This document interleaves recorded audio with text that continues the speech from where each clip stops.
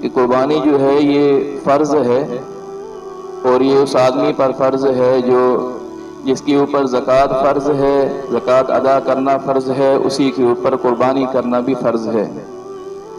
زکوٰۃ میں تو یہ ہوتا ہے کہ مال پر سال گزرنا شرط ہے، لیکن قربانی کے لیے یہ شرط نہیں ہے، بلکہ اگر قربانی کے دنوں میں بھی کوئی آدمی اتنے مال کا مالک بن جاتا ہے جس پر زکوٰۃ فرض ہوتی ہے، تو اس آدمی پر بھی قربانی جو ہے وہ فرض ہے، قربانی یہ کرے۔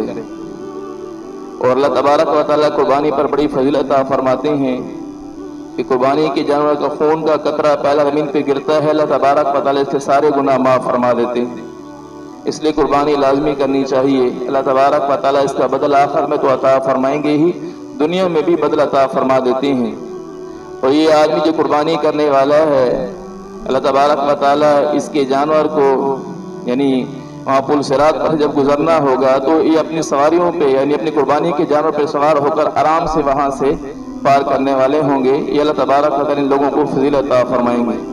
اس لیے قربانی جن پر فرض ہو وہ لازمی کریں، اللہ تبارک و تعالیٰ برکت عطا فرماتے ہیں۔ قربانی کے دنوں میں سب سے بڑی نیکی یہ قربانی کرنا ہی ہے، اس سے بڑی نیکی نہیں ہے۔ تو قربانی کے لیے جو جانور ہیں وہ مخصوص ہیں، بکرا بکری ہے، بھیڑ مینڈا ہے، گائے بیل اور بھینس بھینسا اور اونٹ اونٹنی، یہ جانور ہیں جو قربانی کے لیے ہیں۔ اس میں جو عمریں دیکھی جائیں گی اس میں بکرا بکری بھیڑ مینڈا اس میں سال عمر ہو، اسی طرح گائے بیل بھینس بھینسا اس میں 2 سال عمر ہونا ضروری ہے، اور جو اونٹ اونٹنی ہے اس میں 5 سال عمر ہونا ضروری ہے۔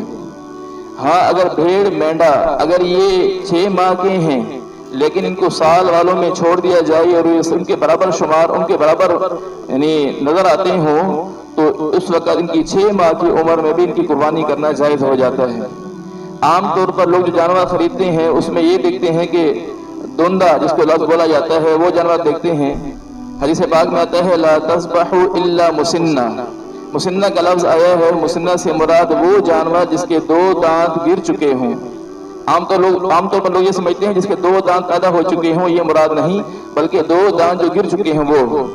لیکن اس بات کو یاد رکھیے کہ 2 دانت گرنے کو نہ دیکھا جائے بلکہ یہ دیکھنا چاہیے کہ عمر اس کی پوری ہے یا نہیں ہے، ورنہ بعض دفعہ دھوکہ کھایا جاتا ہے اور دھوکہ کھانے کی وجہ سے کم عمر کا جانور وہ خرید لیتا ہے، سمجھتا ہے کہ عمر پوری ہے لیکن وہ عمر پوری نہیں ہوتی، عمر کا پورا ہونا ضروری ہے۔ تو اس میں ذرا جو خریدنے والے ہوں وہ ذرا اچھی طرح دیکھ لیں جانور کو کہ اس کی عمر پوری ہے یا نہیں، عمر کو پورا ہونا ضروری ہے۔ اللہ تبارک و تعالیٰ صحیح سے عمل کی توفیق نصیب فرمائے۔